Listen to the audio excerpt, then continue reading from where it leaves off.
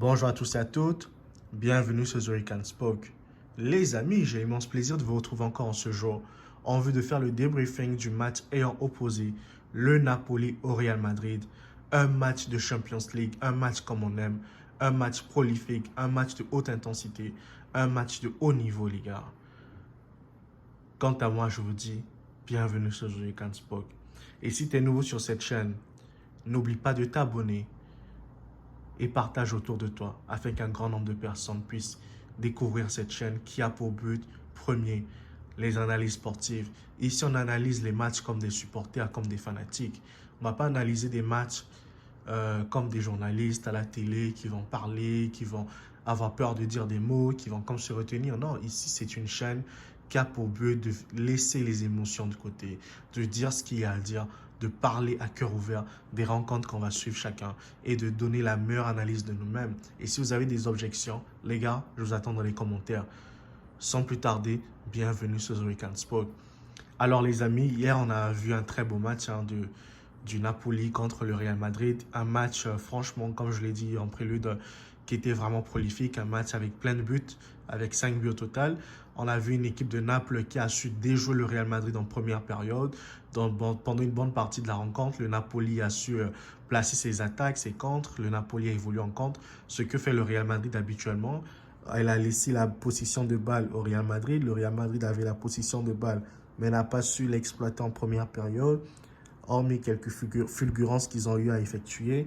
Mais aussi, il faut rappeler que quand Ostingard a ouvert le score en première période, cela n'a pas mis du temps pour que Vinicius Junior, qui est revenu de blessure, puisse aussi égaliser grâce à une très bonne récupération de Jude Bellingham, qui est le sauveur du Real Madrid en ce moment. Jude Bellingham, c'est un joueur exceptionnel, les gars. Franchement, si vous ne l'avez pas connu à l'époque, moi, je vous envoie découvrir Jude Bellingham lorsqu'il évolue encore du côté de Dortmund. Quand il joue encore avec Erling Haaland, comment est-ce que ce joueur faisait déjà des miracles à Dortmund. Quand il joue en équipe nationale d'Angleterre, comment ce joueur fait des miracles pour la sélection anglaise, pour les Three Lions. Jude Bellingham n'est plus à présenter. C'est le meilleur joueur en ce moment du Real Madrid. Pourquoi? Parce que Vinicius Junior revient de blessure. Il était absent une longue période, mais cette équipe a été portée par un Jude Bellingham en pleine forme, qui est omniprésent, omnipotent partout sur le terrain. Jude Bellingham est là. Et même jusqu'à la 97e de jeu, Jude Bellingham continue de courir, de défendre. Il mérite une chanson en son honneur. S'il était en Angleterre, il aurait déjà eu un chant en son honneur. Donc j'aimerais que les supporters espagnols fassent déjà une dédicace, fassent déjà une musique en l'honneur de Jude Bellingham pour tout ce qu'il apporte, tout ce qu'il représente pour cette équipe du Real Madrid, car il est partout, car il va même marquer un beau but aussi. Il résiste. À chaque fois que Bellingham rentre dans la surface, on a l'impression qu'il va se passer des étincelles. On a l'impression qu'il va toujours scorer, il va toujours marquer. Tellement le gars est puissant, tellement le gars est physiquement fort. Il est impressionnant. Il cadre en plus ses frappes en fait. Quel pur bonheur d'avoir Jude Bellingham dans son équipe, les gars. Quand tu es Ancelotti, tu ne peux que te réjouir d'avoir un attaquant ou un milieu offensif comme Jude Bellingham. Parce qu'aujourd'hui, franchement, Bellingham fait ce que beaucoup d'attaquants du Real Madrid n'ont pas su faire par le passé. Ce qu'aujourd'hui Anthony Kroos n'est pas capable de faire, ce qu'aujourd'hui Luka Modric n'est pas capable de faire, ben Jude Bellingham le fait. Aujourd'hui, on a vu dans cette rencontre Carlo Ancelotti qui s'est passé de Luka Modric le vieillard.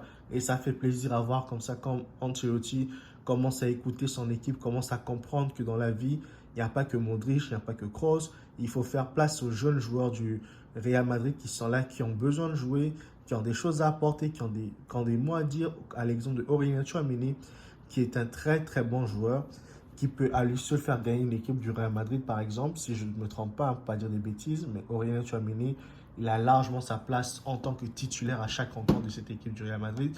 Et selon moi, il n'était pas normal de le voir cantonner un banc de touche, en fait, au profit de Luka Modric, au profit de Toni Kroos. Aujourd'hui, Eduardo Camavinga, même si, pour ma part, j'aimerais pas le voir en tant que latéral, parce qu'il y a déjà deux bons joueurs à ce poste, à savoir Ferland Mendy, à savoir Fran Garcia. Mais Eduardo Camavinga, quand il joue à ce poste, il fait le job, il fait le taf, comme on dit. Il remplit sa part de mission, il fait les tacles qu'il faut. Franchement, Camavinga, c'est un joueur complet, les gars. On l'aurait sous-estimé quand il joue encore à Rennes. quand il est arrivé au Real Madrid nouvellement, peut-être on ne lui accordait pas assez d'importance, pas assez de crédit, mais la force est de constater que Eduardo Camavinga, c'est un pur joueur. Le gars est fort, le gars est bon, il joue partout, il est vraiment efficace, que ce soit au milieu. Et il a ses montées de balles, les gars. Oh là là, des montées de balles vraiment extraordinaires, les gars. Cela me rappelle le match de Manchester City-Real Madrid de Champions League passé. Lorsque il fait une montée de balle exceptionnelle, il transmet à Vinicius et Vinicius frappe en pleine lucarne, les gars. Là, là, là, là, là. Franchement, j'ai cru revoir ce scénario hier à plusieurs reprises. Malheureusement, cela ne s'est pas produit, mais cela n'enlève rien à la performance d'Eduardo Camavinga. Franchement, cette équipe du Real Madrid, quand elle joue à ce niveau, quand elle se donne à fond face à une équipe de Naples qui n'a pas démérité, les Napolitains ont très très bien joué, les gars. Franchement, Victor Osimhen, c'est franchement l'une des premières fois que je m'assois pour bien voir un match d'Osimhen. Mais Osimhen, franchement, c'est un gars qui est bon, c'est un attaquant complet. Il déséquilibrait cette équipe du Real Madrid. Rien que sa présence physique, il a pesé sur la défense madrilène. En fait, même s'il a fallu qu'il rencontre un peu Antonio Rudiger, un Rudiger des mauvais jours l'aurait peut-être mis un coup de pied en pleine tête ou je ne sais pas moi. Mais en tout cas, franchement, c'était une belle bataille défensive entre Rudiger et Osimhen hier. Mais ça a été un très beau match, très disputant entre les deux équipes hier. Et que dire de la performance globale du Real Madrid. Franchement, le retour de Vinicius Junior fait du bien à cette équipe. On a vu que Vinicius Junior avait beaucoup manqué à cette équipe parce que cette équipe était totalement déséquilibrée en l'absence de Vini. Mais de ce moment qu'il est de retour, cela promet de belles, belles choses pour le Real Madrid, les gars. J'ai vraiment hâte de voir cette équipe encore sur du long terme.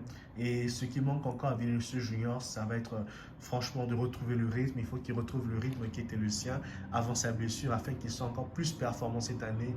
En tout cas, avec un Vinicius Junior des grands jours, des grands soirs. Franchement, cette équipe du Real Madrid n'a rien à craindre. Avec un jeu de Bellingham des grands jours, des grands soirs, ils n'ont rien à craindre, les gars. Cette équipe du Real Madrid est partie cette année pour être encore candidate au titre final en Champions League, en fait. Même si c'est un abus de langage que je suis en train de faire, de dire.